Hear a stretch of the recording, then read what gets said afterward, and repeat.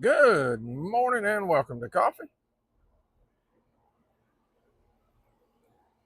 and Devotion with Pastor Mike. Today is April the 13th, the surrender of Paul. When he had called the people to himself with his disciples also, he said to them, "Whoever desires to come after me, let him deny himself and take up his cross and follow me. For whoever desires to save his life will lose it, but whoever loses his life for my sake and the gospel will save it." Mark 8:34 and 35. The idea of surrender is to choose not to resist and to submit to authority. We think of surrender most readily in military terms, but surrender is also experienced personally. The most consequential act of surrender in history happened when Jesus chose not to resist his Father's will for him to die on a cross.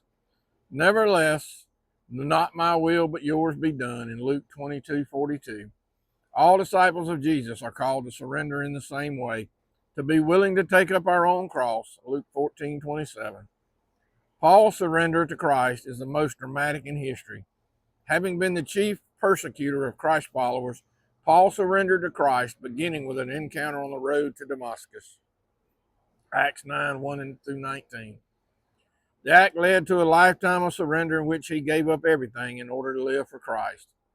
If you are a disciple of Christ, contemplate the degree of your surrender to him and any resistance you feel. Remember, have a cup of coffee and a chat with Jesus. And as always, peace and blessings, and Jesus loves you.